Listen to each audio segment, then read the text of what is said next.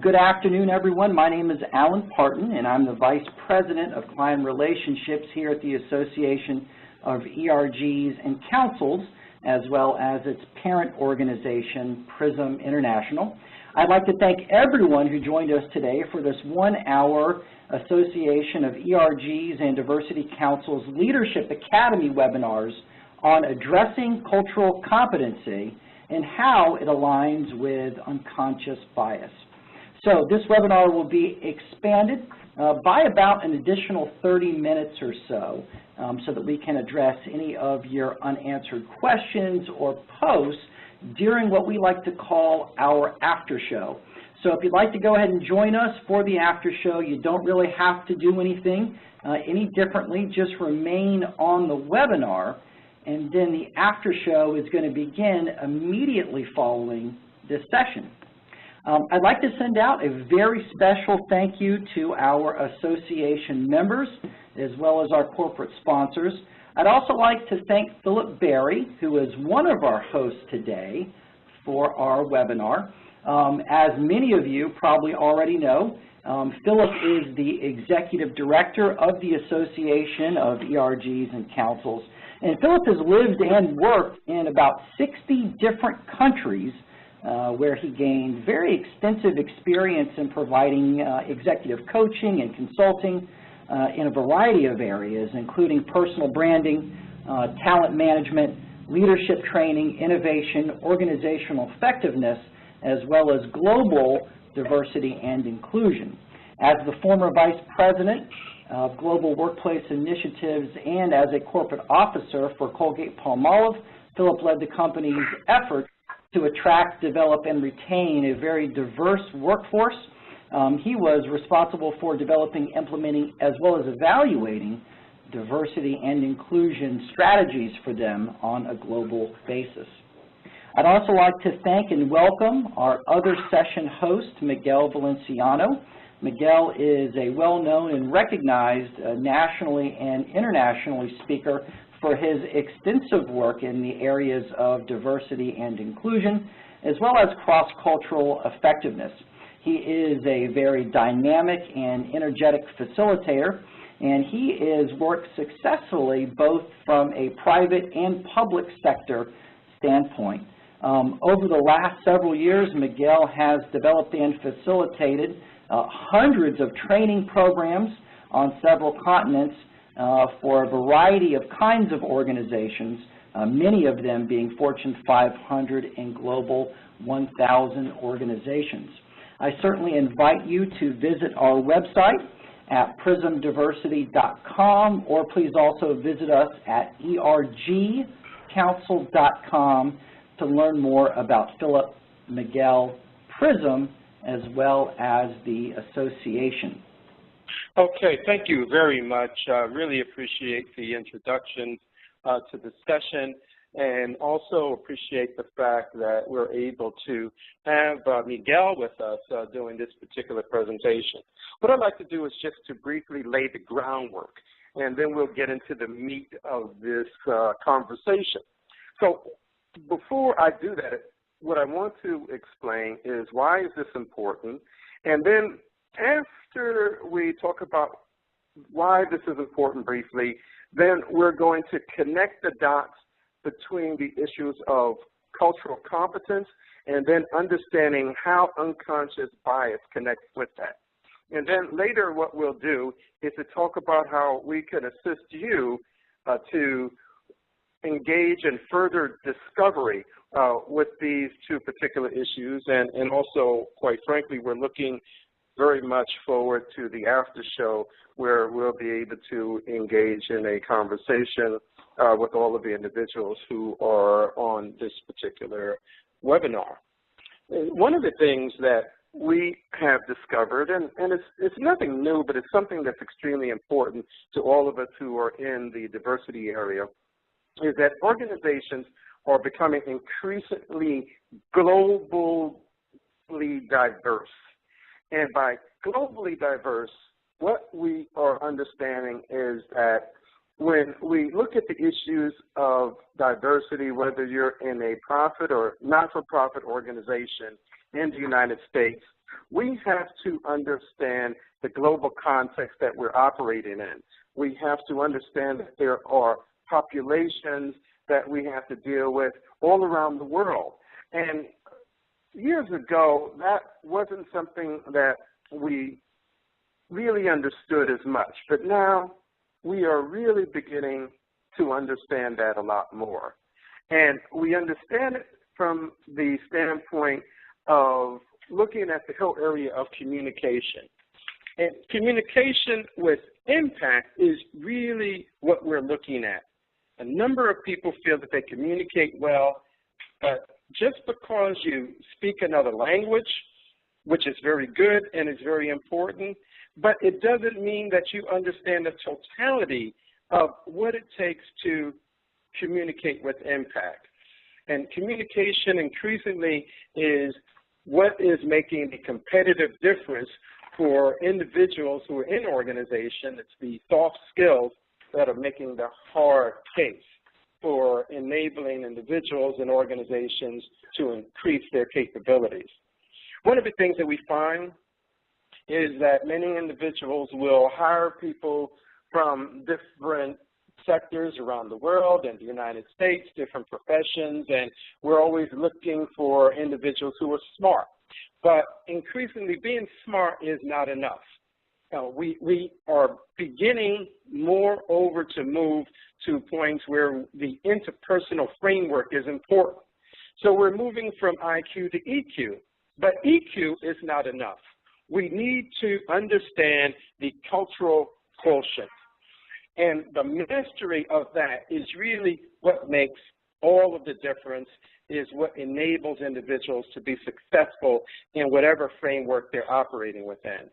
And that's why Miguel and I want to share with you how unconscious bias and being able to manage that is really the leadership game changer. It's not just being smart, it's not just having good relationship skills, it's all of the other pieces that bring us into being effective. And what I'd like to do is to have Miguel walk us into exactly how we understand and examine the impact of unconscious bias in the whole arena of cultural competence. Miguel, take us through these pieces, please. Thank you, Philip. Good afternoon, everybody. I hope that everybody is doing well. It's a pleasure to be with every one of you. Buenas tardes. So what I'm going to do is I'm going to examine this wonderful journey that we are meeting each other with today, which is cultural competence and cultural humility, probably a term that many of you are probably familiar with or not. Then we're going to look at how my unconscious bias influences behaviors and decisions. And hopefully, we're going to give you some tools to move past biases.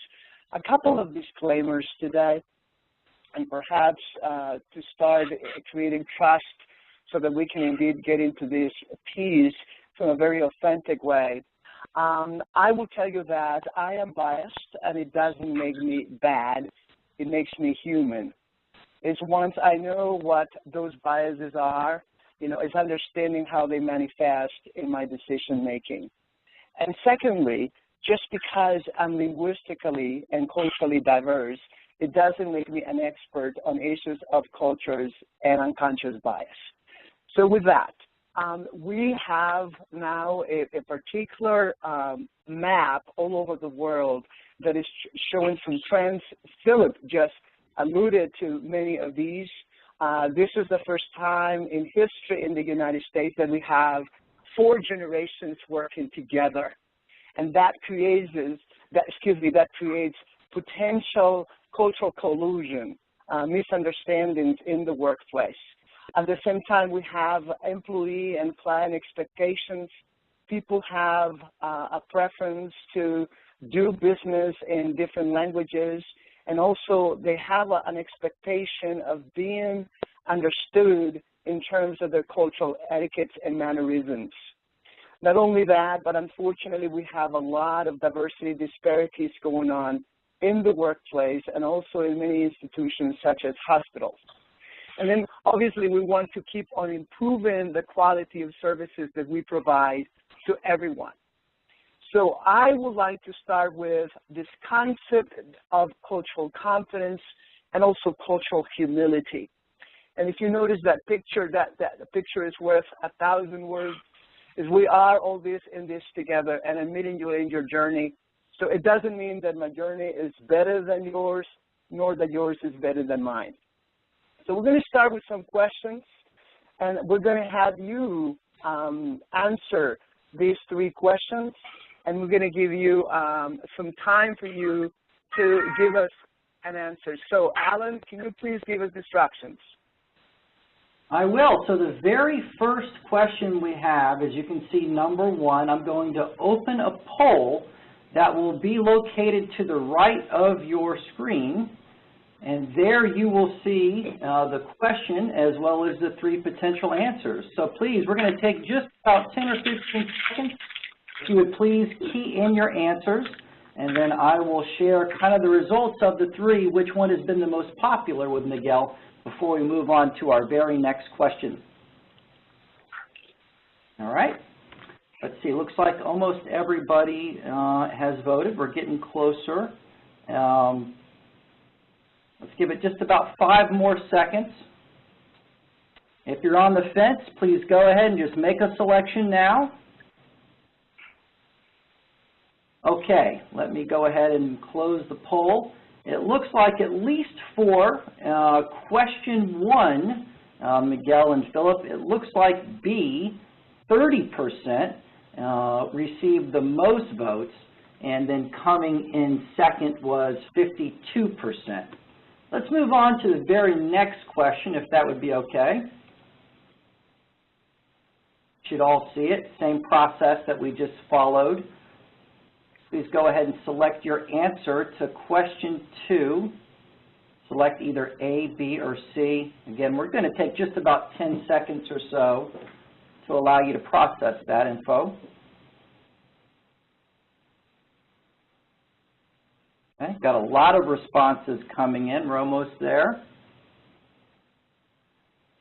Just give you a few more seconds to put your answer in, just for those maybe that are kind of going back and forth. Okay, so for this question, number 2, Miguel, it looks like the one that was selected the most is 2.4, followed by 1%, and then C, 5.5, coming in last. At least right now to be a very early and clear winner, and that is 0.5%, number A, or letter A rather, followed by B, 1%, coming in far, far behind. I would say about 90% of our participants today, Miguel, selected A. Terrific. Okay, so it sounds like a lot of you are correct with question number 1. Actually, I would say not correct. The answer is 18% for the very first question, followed by 2.4% for executive positions and 1%, which is the very last one. So those numbers are numbers, right? However, numbers tell a story. And so I go to so many different cities in the United States. And for example, Los Angeles, obviously that number for question number 1 might sound quite low. It will be extremely high potentially in Los Angeles. It will be potentially quite low in maybe Billings, Montana. The second one, that's a huge story, 2.4. Think about the implications of that. Why isn't that there are not many representatives of those other groups in executive positions? And obviously the last one is quite sad. This is one of the most underutilized groups in the workplace. So this is now, 3 simple questions in regards to some numbers. At the same time, I would like to do a quick activity with you, and I'd like for you to take a piece of paper and draw a big circle in a piece of paper. I'm going to give you 20 seconds to do that. Just draw a big circle. And so we're going to divide that circle into 4 equal leaves, And the first one is I know. So if you can start thinking about where you are in your journey when it comes to the journey of cultural competency. Where are you right now with information around cultural competence, cultural humility, and unconscious bias? I will tell you that in my journey right now, the older I get, the more I realize I almost know nothing. 5% of where I am is what I call I know. I know my name is Miguel. I was introduced as Miguel Valenciano, and that's the name obviously that I go by in the United States. At the same time, I know that by just giving you that name, I'm leaving out the rest of my name because it's quite long, and many times people tell me it's just too complicated. My name is Miguel Gerardo de Los Angeles Valenciano Mora, and I'm very proud of my name. I know I was born the oldest son in my family, and I know that I was born with a lot of responsibilities. The second piece is if you can now, draw that slides in your knowledge circle. Those are the things that I know that I don't know. I know that I don't know how to speak in Russian. I know that I don't know how to speak in Mandarin. The tips, though, the tools that I can utilize in my journey of cultural competency is I can ask questions. If somebody is going to be rewarded in the workplace, I know that I would like to reward them the way I like to be rewarded, which is don't make a lot of noise, just send me a text message and tell me I did a good job, but don't throw confetti at me. However, right, I might be potentially treating other people the way I want to be treated, which could be the opposite, and I might be creating some cultural collusion or ouches in the workplace. The third piece, which is quite dangerous, is I think I know. I think I know about men. I think I know about women. I think I know about Southerners. I think I know about Easterners. I think I know about managers. So obviously that is a larger piece in my journey in my life because this is packed with unconscious biases. This is packed with conscious biases. This is packed with assumptions, with belief systems, with stereotypes. So the tool for me in this particular third piece is understand that I need to have the willingness to really take a second look, slow down my knee-jerk reactions. And the very last one, which is quite large in my knowledge circle, is those are the things that I don't know that I don't know. And for lack of better language, I will probably label myself clueless. This is when we have the best intentions and we say things or we do things, and unfortunately, the implications or the impact of our intentions come out the opposite. So obviously intent does not equate to impact. So here is when we need to ask ourselves, how comfortable are we in our journey of cultural competence? How comfortable are we in asking for feedback about the behaviors that we exhibit in the workplace? So we view the world through so many different lenses, and those lenses are my filters, and those lenses equate to my truth. And because I'm looking you based on my truth, potentially I might not hire the right people according to my unconscious bias. I might not give you specific detailed feedback in your performance review. I might not be the best coach for you because my truth does not match your truth. So lenses are our filters. And so 3 questions for us to really concentrate on today is, what worldview lenses or belief systems am I seeing through in my life? For example, as a baby boomer, how do I see the other 3 generations? How does it show up in my communications with other generations? As a Latino, as a mestizo, how do I see my belief systems showing up in the workplace in areas such as tooting my horn, eye contact, personal space. And then number two is, how have those lenses been helpful to me or unhelpful to me? I have been taught by many sources as I was growing up, Miguel, I was told, go to work hard, and don't make any waves. And I've learned that that's not working for me, that I need to stand up for myself, because if I don't stand up for myself, I stand up for nothing. And then the last question to ponder is what lenses do I need to discard so that I can see the other individuals in front of me, other people in front of me, from a new perspective and a new angle.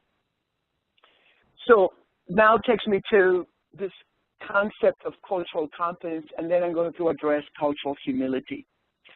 4 major areas when it comes to cultural competence. First of all, is understanding my behaviors. Are my behaviors really helping me, or are they detracting me from meeting business or organization objectives? The other one is my attitudes. How do I visualize differences?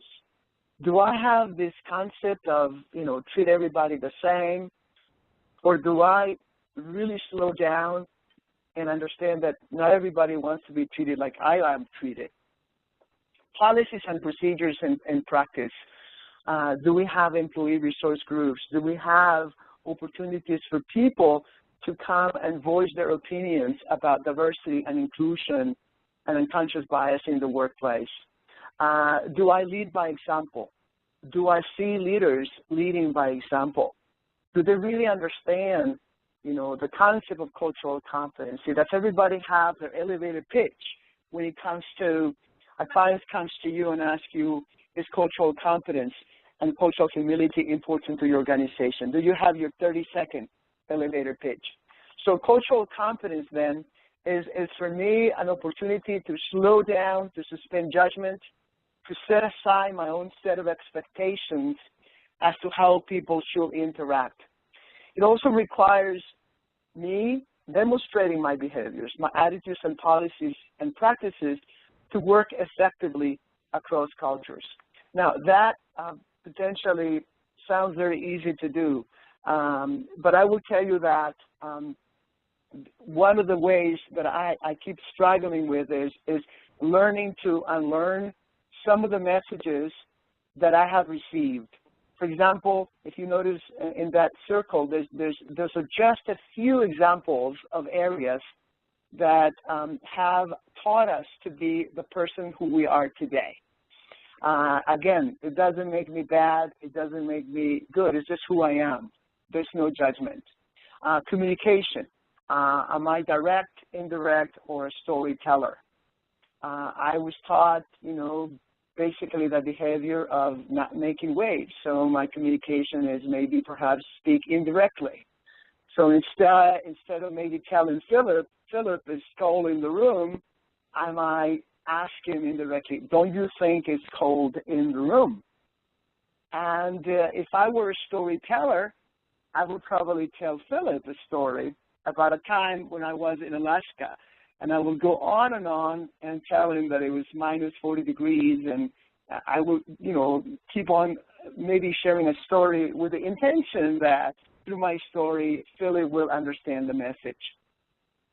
So again, understand thyself. Do you know your preferred rituals, your courtesies? One of my courtesies is every time I am ready to do a session, I need to connect with every person in the room, because I have been culturally socialized to be relationship-oriented rather than task-oriented. Perceptions of time. Spanish is my native language, so I tend to be very fluid with time. And please listen to my language, because I don't want to sound stereotypical. I'm not saying that all Latinos are fluid with time, but I happen to be one.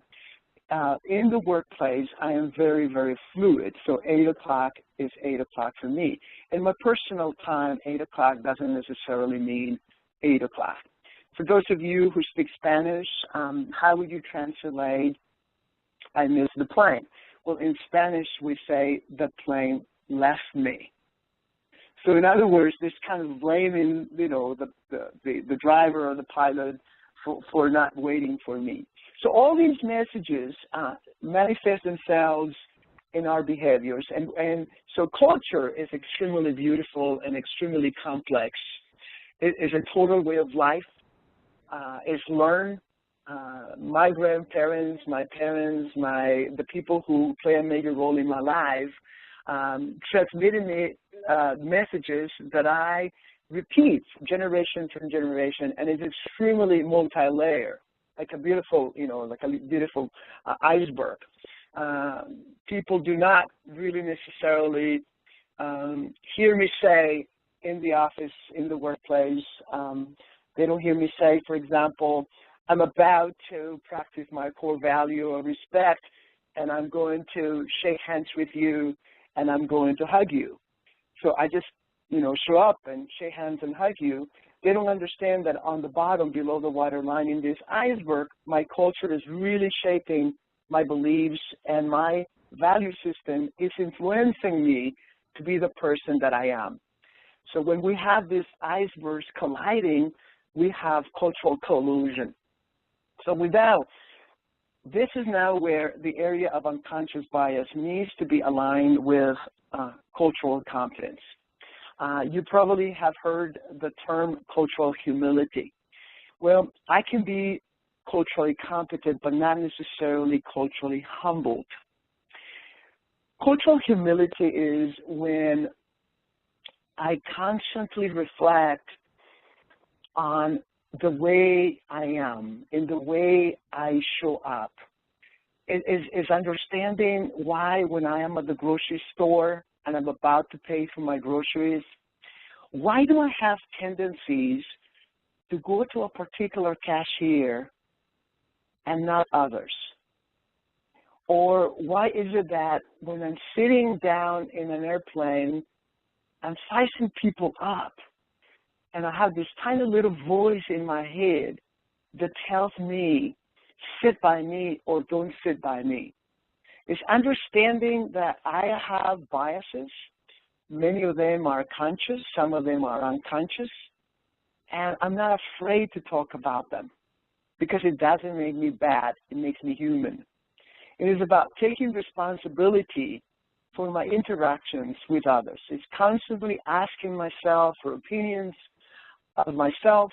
For example, at the end of the session, grab people and say, how did I show up today? What kind of behaviors did you notice? What behaviors are helping me? What behaviors are detracting me? That is cultural humility. Now, what is unconscious bias? I'm pretty sure you all have a definition of unconscious bias.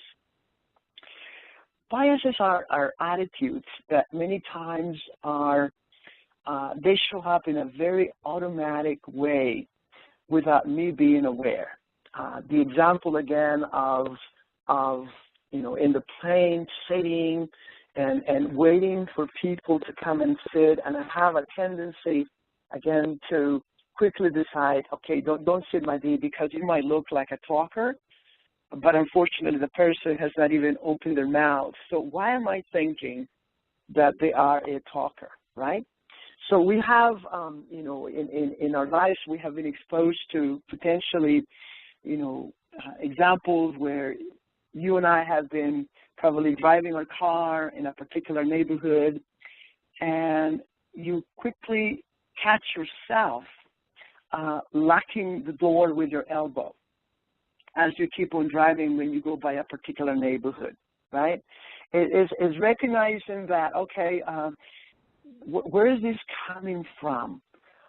Who taught me about this particular neighborhood? So we humans have this tendency that when there's fear, we tend to flight or fight. And I know that I will end my life cycled doing that. I will never potentially probably stop stereotyping or judging people because we need to protect ourselves. I understand that. However, it is in the workplace where we have to be extremely cautious and really understand unconscious bias. So we're going to show you a quick little video vignette, TV commercial, and as you watch this TV commercial, pay attention to the behaviors in the video.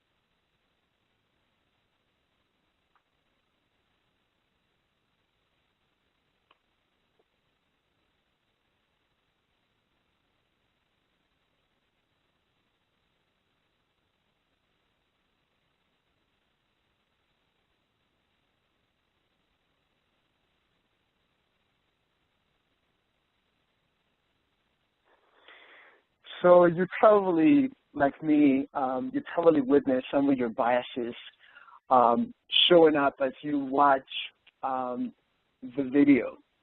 If you notice, there were quite a few behaviors that were exhibited by various of these couples. One of the gentlemen quickly grabbed his female partner, and to me that meant I want to be safe and I want to touch you, right? Some people decided not to stay, some people actually left, and few stayed. So if you notice, unconscious bias gets in the way of cultural competence. You can strive to be a culturally competent person, and the only way that I can totally be culturally humble is by understanding my entitlement, by understanding those isms that show up in our personal lives and professional lives, such as Islamophobia, anti-Semitism, privilege.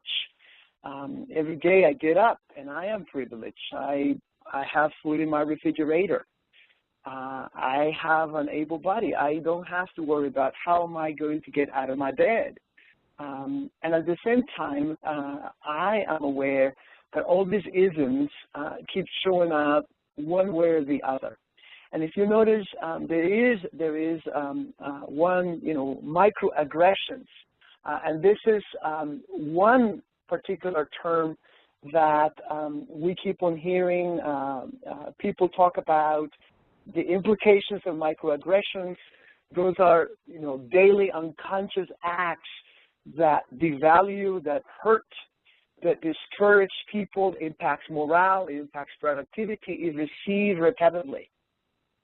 So one of the questions sometimes I received, actually quite a few often is so what are you, Miguel? Well, I'm human, right? But I do understand the intentions of people. They want to know potentially what my ethnicity is, what my nationality is. It's just that if received that repetitively by others, it just potentially might get old, and it might be an aggression to you and myself. So examples of sentences potentially that you have heard: that is so gay, I don't see color, I just see you, right? Think of the hidden messages underline every one of these statements. What do they convey? It is just a joke. Loosen up. You think everything is sexist, right? So because the person potentially receiving this jokes is just maybe exhausted from hearing them.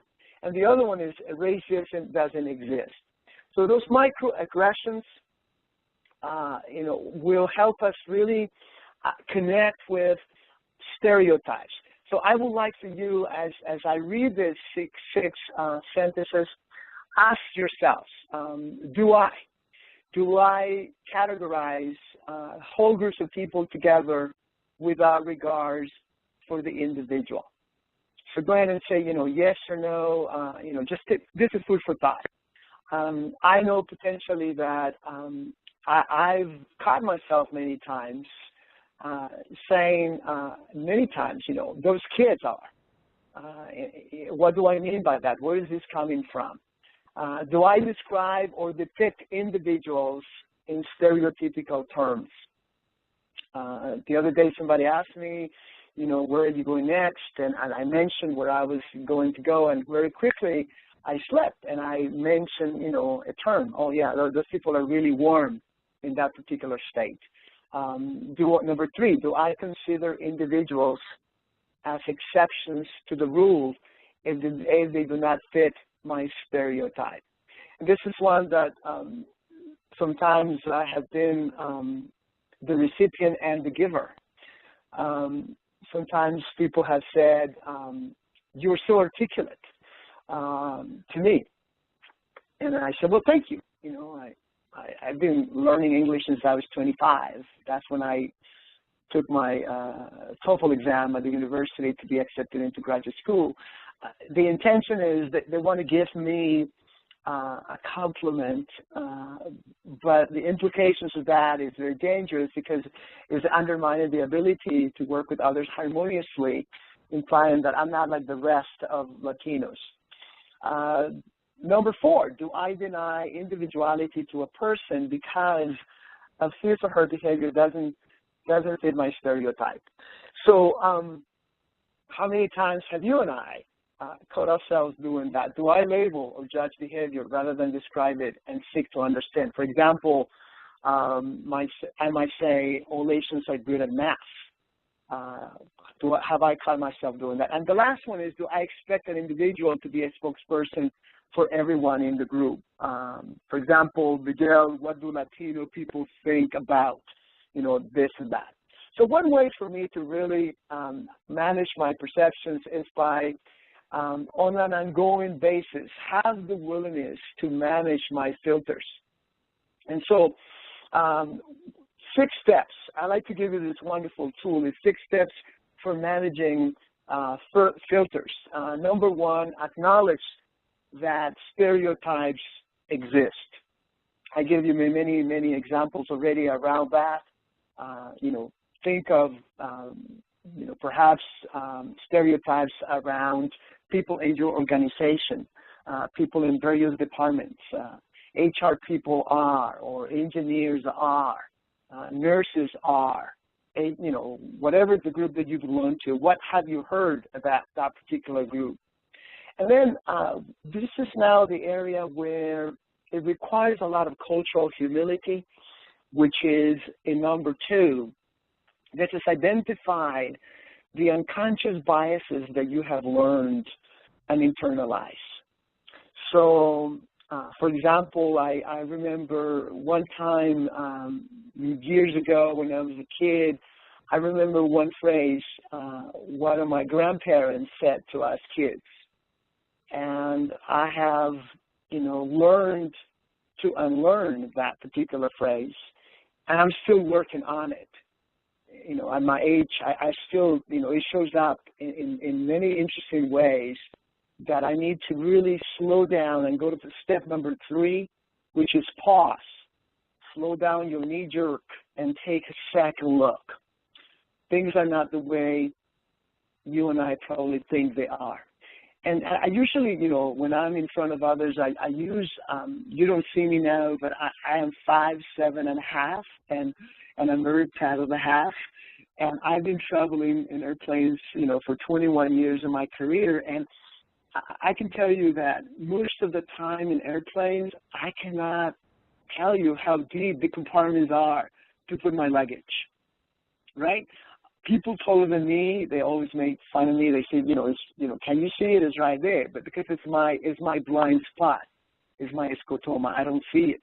This is very important for us to really pause, take a second look, and try to find another way to see it from a different angle, from a different perspective.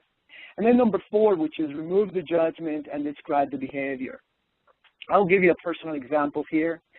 I was taught to, when you are speaking about yourself, that specifically when somebody asks you about your successes, that you're not supposed to put yourself up.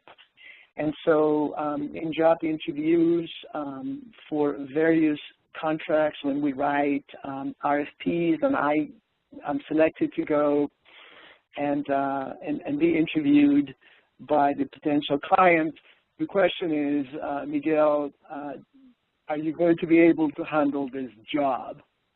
And in the past, I used to say, well, if you give me the opportunity, I will do my best. And most of the time, I was not coached, that I needed to toot my horn. And obviously, I have adjusted my behavior so that I can, land the opportunity. At the same time, I would like for you and I to really question how much of ourselves do we leave in the parking lot so that we can fit them all and assimilate.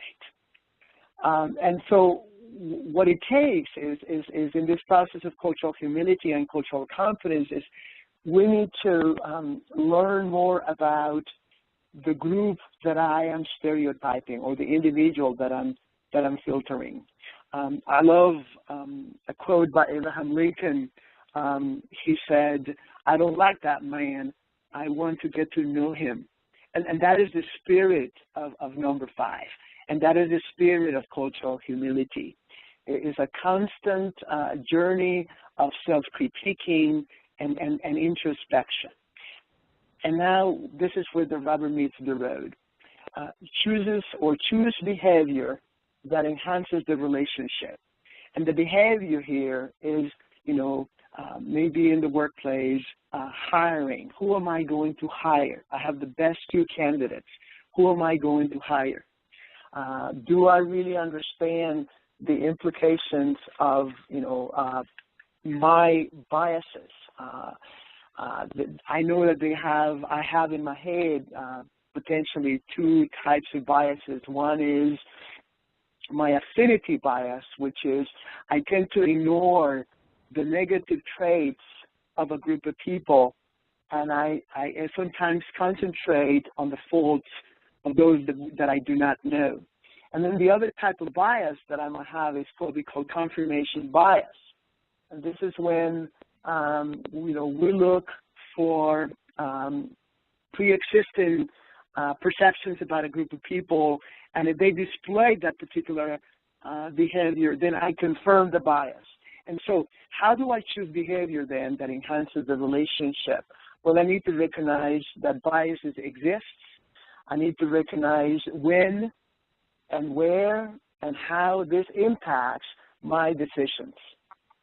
And so taking action then so that we can start landing and bringing closure to our webinar so that we can give you time for questions and answers. The first thing for me is I need to buy into this notion that I am going to die trying to become culturally competent and culturally humbled. One webinar is not going to do it. 8 hours is not going to do it. 8 hours of training of cultural competency is not going to do it. This is a lifetime journey, and that I need to be responsible to educate myself about my thoughts, my beliefs, those filters that have been maybe dormant in my life for so many years. I need to work on that. The other one is that, and by the way, I will invite all of you to take implicit association tests. Those are tests that you can go online, and they're for free, and you can just search that language implicit association test so that you can keep on working on your cultural humility. The other one is take a second look. Acknowledge your 4 ego beliefs. What is it that you know? What is it that you know that you don't know? What is it that you think you know? And ask for feedback so that you can really understand the things that you don't know that you don't know. And then, use the tools. I gave you the stereotype tests. Keep asking yourself, do I stereotype people? Do I catch myself judging individuals? And look at those dimensions of diversity in your life where you have received, perhaps negative messages from people that have played a significant role in your upbringing. And the other one is I gave you a tool of 6 steps for managing biases, consciously or unconsciously.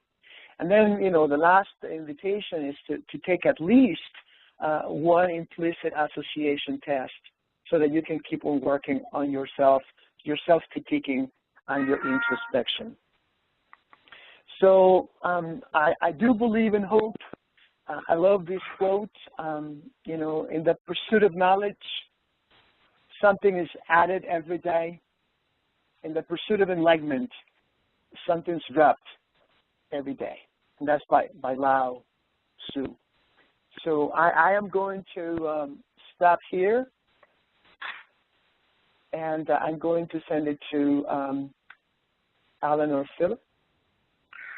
Thank you so much, Miguel, for the insights and for taking us on this journey, for opening our eyes, hopefully, in a number of different ways, and for providing us with the nuggets that will enable us to communicate more effectively and with impact. One of the things that we do at the Association of ERGs and Councils is to ensure that we are able to help you on this continuous journey of learning and sharing. One of the things that we know is important, and that is that when we look at inclusiveness and creating an inclusive work environment, it is ERG groups, affinity groups, and councils that play a very instrumental role in making that happen. And what we do is we help to gear you with the skills and knowledge that you need in order to do that. You're going to see a number of activities that we have through social media. We believe in that. We have on LinkedIn and Facebook and all. There are a number of ways to continue with us. And additionally, in October, we have a conference that is coming up, October 15th and 16th, Learn, Lead, and Leverage. And the last conference that we had was a great conference last few years, and this is really an opportunity for you to benchmark and share with others. We are not the sole arbiters of knowledge, but certainly by working with others, you're able to get the type of information and support that you need in order to continue your journey. One of the things that we also have at the conference is the ERG and Councils Honors Award, which enables us to celebrate and recognize the talents and best practices of others, and we have a great time sharing information and also just taking time to pause so that way we can recognize the achievements of those who are really making great inroads in this area. Furthermore, a number of you are new to our webinars.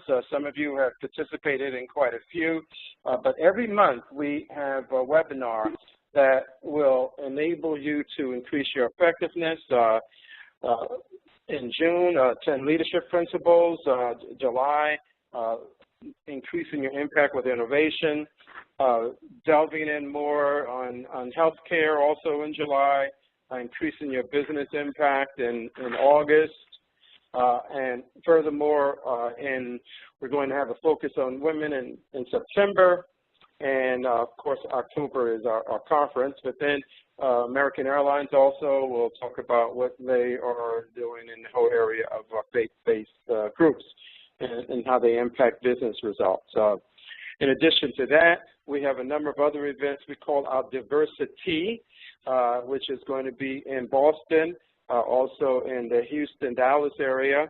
And we are going to have best practice leadership forums. We just had one in Pittsburgh, which we coordinated with PNC, and we're going to have another one in Malvern, Pennsylvania, right outside of Philadelphia, and that's going to be in July. Here you see a number of the products that we have that enable you to increase your impact, and we can work with you and your groups and help you to get a lot more focus on how you can be much more powerful in your organization. So this is just for those, there's a lot more information on the website that goes into a lot more detail in this. Just want to give this to you, especially to those who may be new to our webinars. We have 5 minutes left here, but for those who need to, if you want to ask some questions, we'll talk to you about how to do that in a moment, and Alan will lead us through that piece. And then for those of you who want to stay around and chat with us a little bit more, Miguel is here, I'm here. We really, this is the time for us. We wanted to use the first hour really getting a lot of information across to you, but now is the time for us for you to ask questions, anything that you can think of, and we'll engage in the conversation. And Alan, maybe you can tell us how we'll go through that piece. Absolutely, I'll be happy to. But first, let me say thank you to both of you, Miguel and Philip, for leading us through really that outstanding presentation. We certainly appreciate each of you taking the time to lead us today through such an important topic. So we really do appreciate that. So yes, as Philip and Miguel have both indicated, in just a moment we're going to begin what we like to describe as our after show, where you will have an opportunity to share with us some of your questions and then get some feedback and responses from our host today. How does unconscious bias, affirmation bias, etc., influence the reactions and behaviors of healthcare providers / staff in light of fear of those who are different? Well, I can tell you that unconscious bias influences pretty much everything that you and I do in all kinds of fields. Specifically in healthcare, I am working right now with a major organization, and let me speak from my point of view, because the example is about, it has to do with religion, and it has to do with faith, not necessarily to, being assigned to a particular religion, but this one person patient wants to have saints and around his bed at the hospital and a candle because he believes that he can get better through that. And so at first the hospital denied, you cannot have that around because that will be interfering with, everything else, around for doctors and nurses.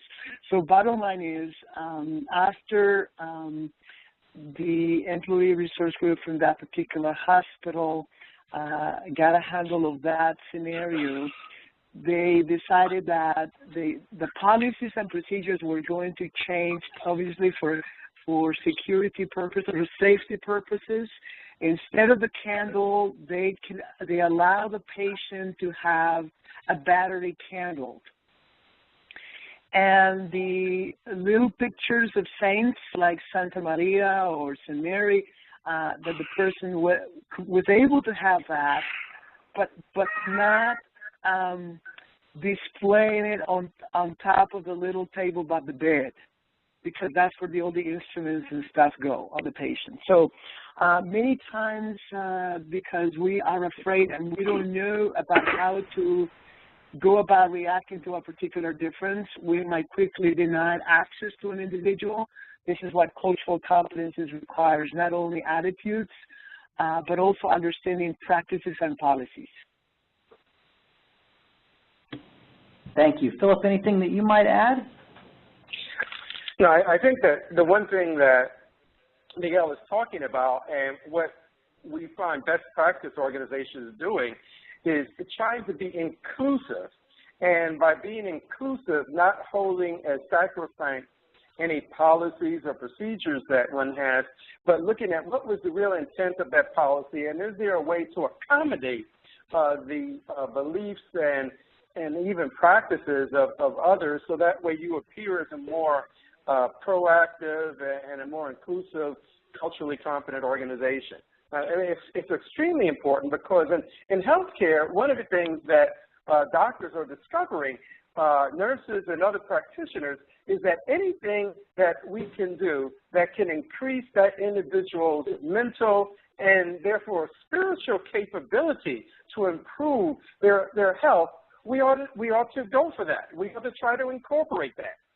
If we can be inclusive of the family in whatever way, let's try to do that. And so the unconscious bias comes in when individuals, as Miguel is saying, have very predisposed beliefs which don't include those other ways of looking and viewing things and other attitudes and behaviors.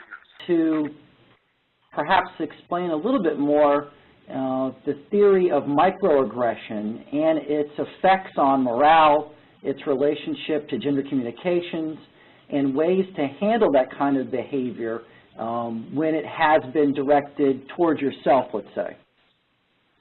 Yeah, definitely. I always think of microaggressions as paper cuts. It's like water dripping on cement. You know, if received repeatedly, it could be simple things like assigning a job to a man versus a woman, and the message to perhaps the woman or women is that she's not capable. Or a microaggression can be when I contribute an idea, when my manager and team were brainstorming and somebody tells me, that's not going to work here, we've always done it that way or this way. And next time I do volunteer again my idea, and people might roll their eyes because maybe my idea is quite different than the norm. And so now what's happening is that unconsciously I'm counting those paper cuts. And in China, there is a name for microaggressions. It's called death by 1,000 cuts. And so it impacts morale. It impacts disposition. So when I wake up in the morning and I'm getting ready to go to work, or whenever you get up to go to work, my little voice says to me, I don't want to go to work. Or when I show up at work, you know, I just do the work, but maybe perhaps I am not committed 100%. I'm not 100% engaged in the workplace. The other thing that in addition, that we want to consider is this. We always send micro messages. And it's a matter of whether that message is something that is positive or negative. And it's not only verbal, it's nonverbal. It comes about through tone of voice. Take, for example, the situation where an individual is coming to work, and so he or she is wearing a shirt, and you want to say something about that shirt. And so you could say, wow, that's a really nice shirt. I haven't seen you wear that color before. Now, the person doesn't know what you think about that shirt. Do you like it or not like it? You could say with a different tone of voice, wow, I really like that shirt. I haven't seen you wear that before. Well, the person could be saying, you really don't know how to dress, and now you're bringing something very different. They could say that you're bringing something that's adding a little bit more vibrancy to their wardrobe, which could also mean that you're saying that the person wasn't a good dresser before and now they are.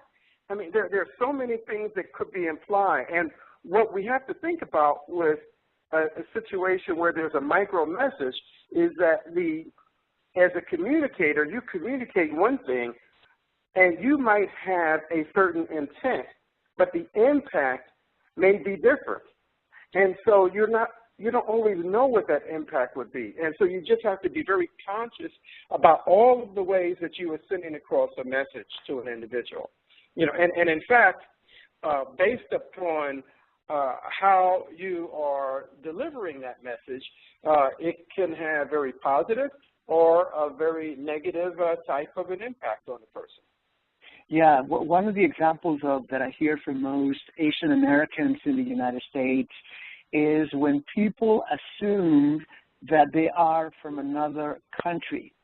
So they keep on receiving the question like, what languages do you speak? Where are you from?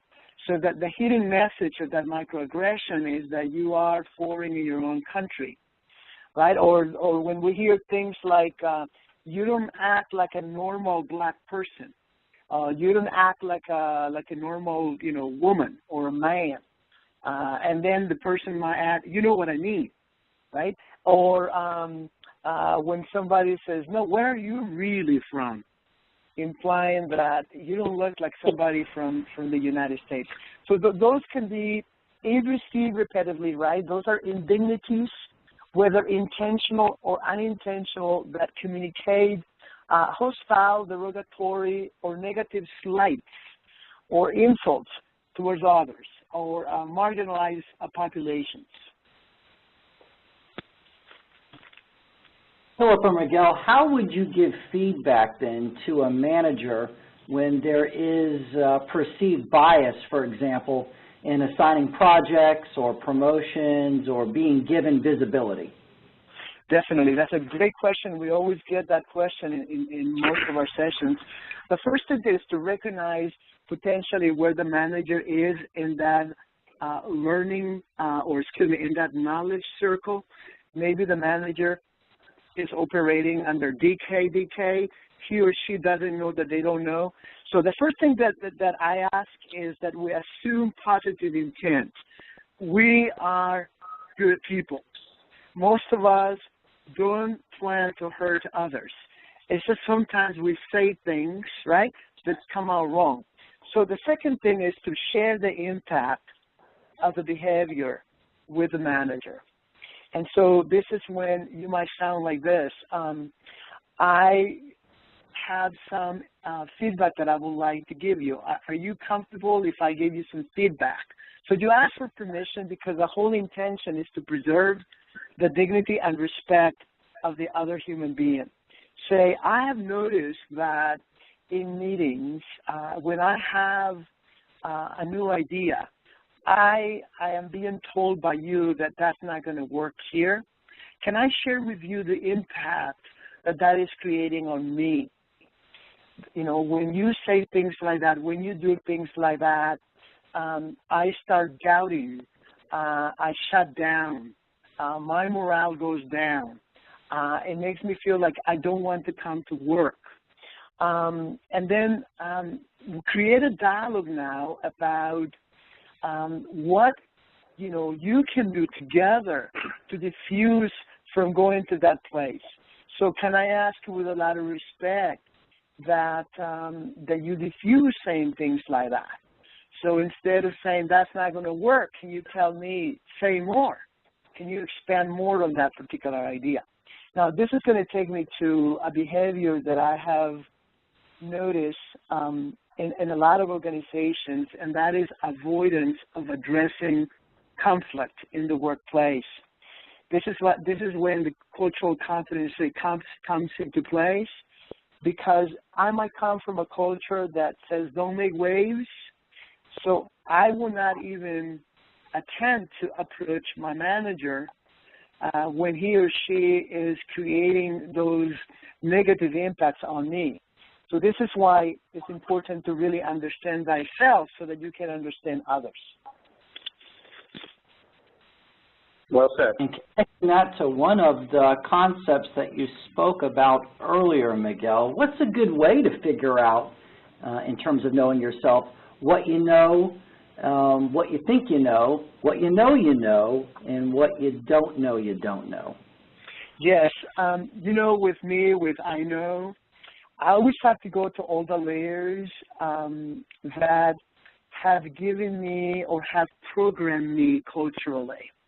The things that I know, okay, I was taught to always be respectful. If you have a Latino that is older than you in your team, always defer to the older people. So all of the things that I know that I need to probably maintain indirect contact with others as a sign of respect.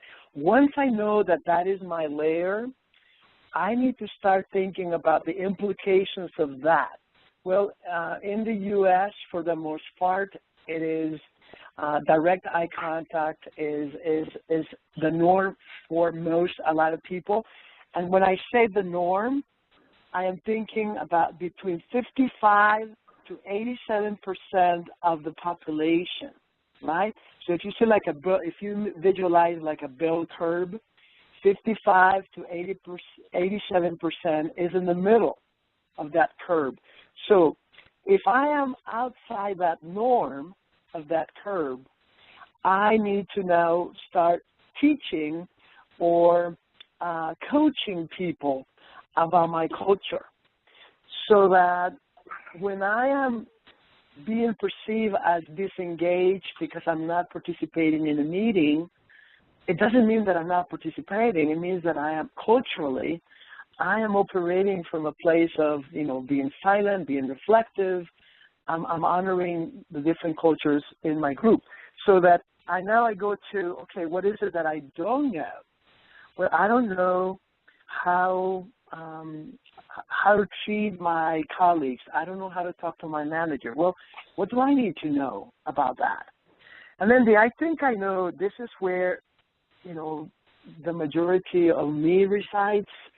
I tend to reside in I think I know, and I also tend to reside potentially in the places that I don't know that I don't know. This is when I need to ask for a lot of feedback of myself and other people. So, and this is where avoidance of conflict tends to be a place for an opportunity for us to address the issue instead of being quiet, because quiet means I am part of the problem. If I say nothing, I'm part of the problem. So there's no neutral place. I either say something or say nothing. And if I say nothing, I need to live with the consequences. So obviously we want people to speak up.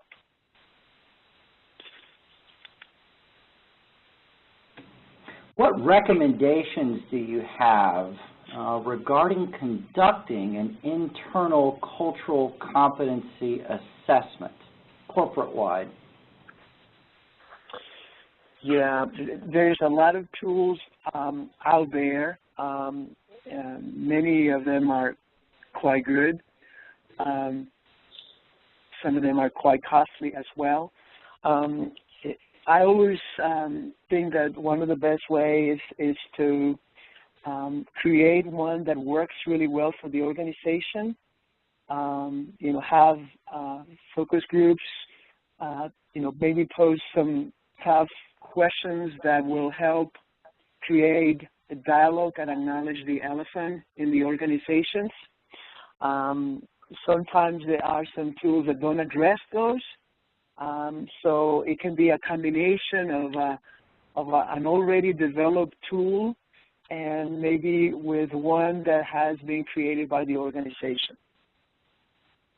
Yeah, I would agree with that. And the only piece that I would add is that it's important in the beginning to get an understanding of, when we talk about a cultural audit, we want to be sure what we're talking about. And so we're not only talking about attitudes and values, but we're also talking about the other ways that culture exhibits itself in the organization in terms of policies, practices, norms. I mean, there are so many things that need to be looked at in an organization. But, you know, and so doing an audit can be very comprehensive when we look at how does an organization communicate its culture, and then, but you need to do this within the context of, well, like, why are we doing a culture audit? So, you know, how is it impacting either the services, the workplace, you know, and also how does it impact what is happening and what our desires are in the marketplace, you know, and also in the workforce. So there are a few different dimensions to it that one needs to look at. But the first thing is to decide, well, what is it that you really are trying to understand, and what's the context regarding effectiveness? So that way, when you do come up with some goals and also some actions, you know, that would move you from one step, you know, like point A to point B, then you know exactly what you're talking about, and then you're able to, say, like, do another study, you know, to see if you've moved the needle in one way or another.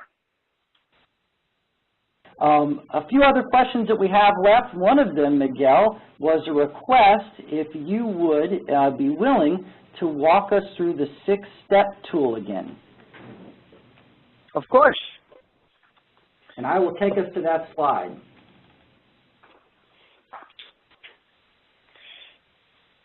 Okay, so this is a tool, by the way, that is simple and at the same time, if you notice, I'm not using the word but, and at the same time requires a lot of willingness on our part to really demonstrate self-critique, introspection, and also willingness to appear at times foolish.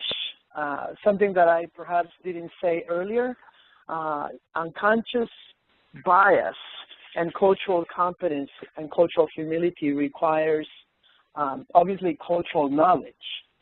You know, for example, the eye contact that I mentioned earlier, the tooting your horn, those are examples of cultural knowledge. The other piece is emotional intelligence, which is, you know, understanding thyself, having self-awareness, having compassion and empathy for other people, and interpersonal skills. And the third component of cultural humility and cultural competence is obviously what I call business intelligence, is understanding how the internal culture makes us behave in a certain way around those unwritten rules.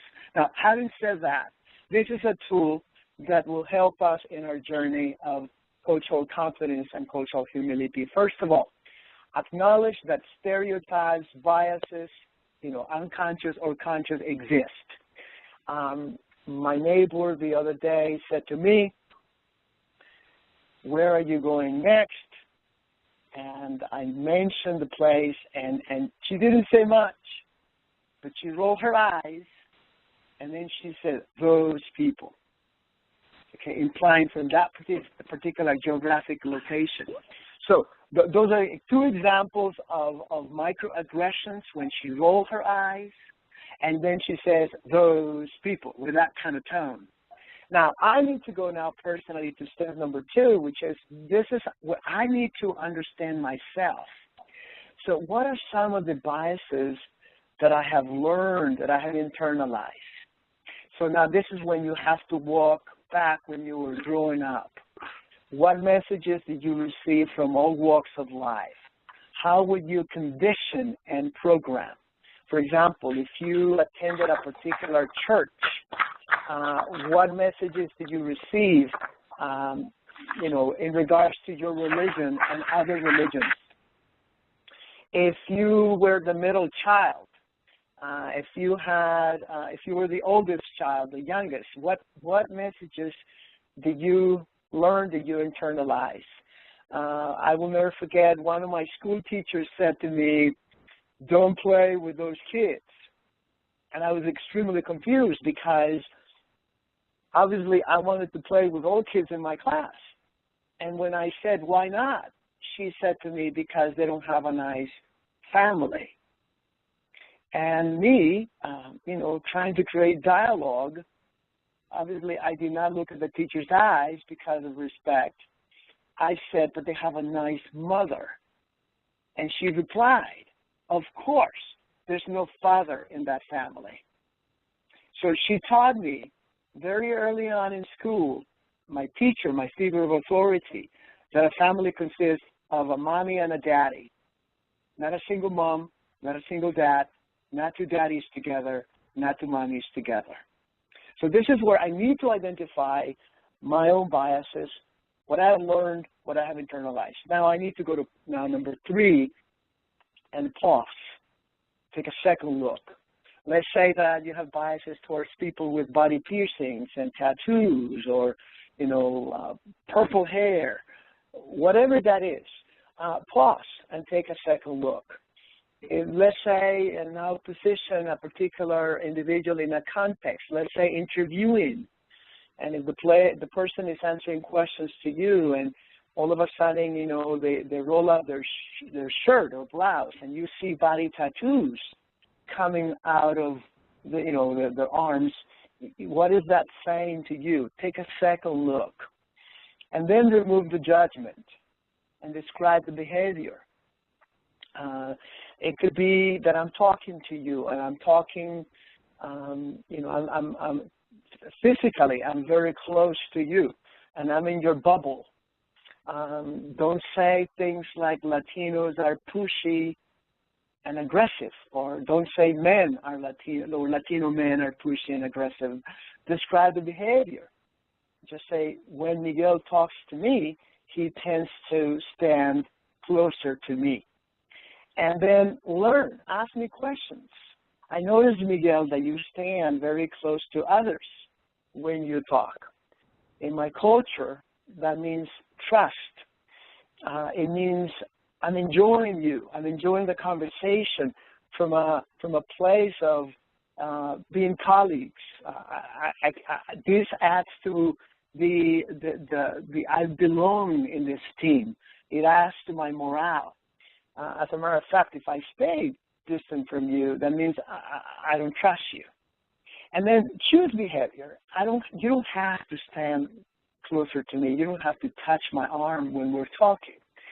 But at least acknowledge your cultural differences and my cultural differences, and let's create a dialogue about choosing behavior that will make us feel comfortable with each other.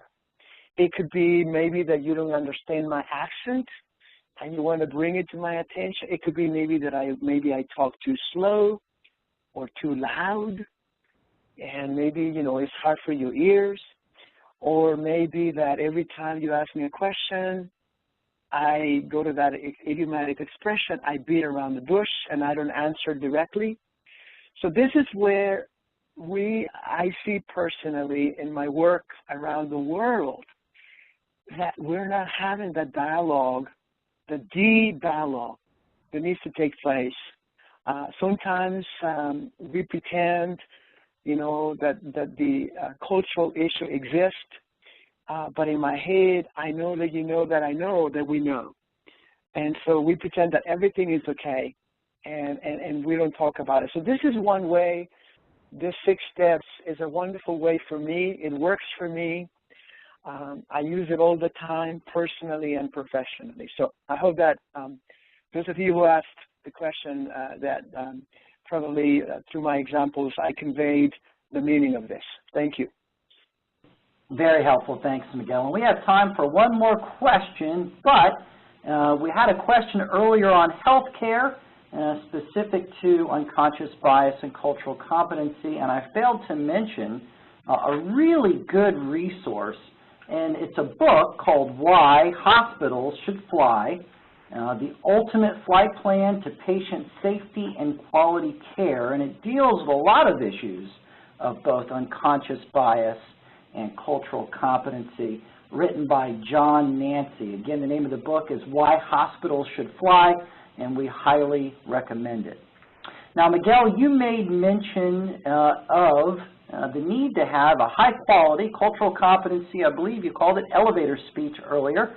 Would you be willing to share with us maybe a couple of the important components that you think should be a part of quality cultural competency elevator speech?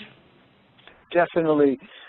You know, I have too many gadgets right now talking to everybody, and I wish I could just go into one of my text messages I received earlier today by a wonderful person that was in one of my sessions on Friday, and he sent me his 30-second elevator pitch, and it's just incredible. And this is what I usually tell people: whenever you, well, let me stop for a second. Let me rewind.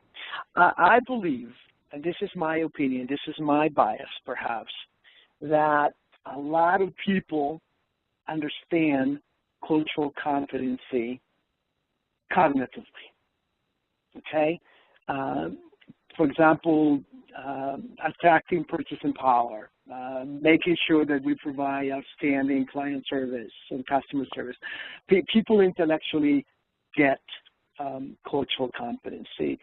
My assumption is that there are opportunities for some of us to connect with cultural competency from the point of view of cultural humility. And that is the emotional piece of the conversation. So this person who sent me the elevator pitch conveyed the cognitive part and the emotional part of the topic. Yes, it's about attractive and purchasing power. Yes, it's about providing outstanding client service. Yes, demographics are changing. We have 4 generations working in the workplace.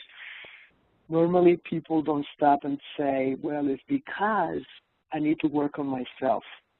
I need to practice self-critique. I need to practice introspection. I recognize that I am biased. There's nothing wrong with me.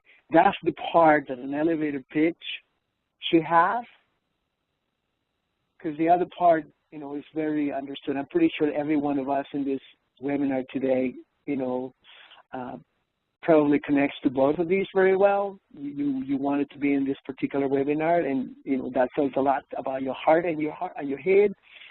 It's just that there's room for improvement in myself. My cup is not full. I'm still working on that personally.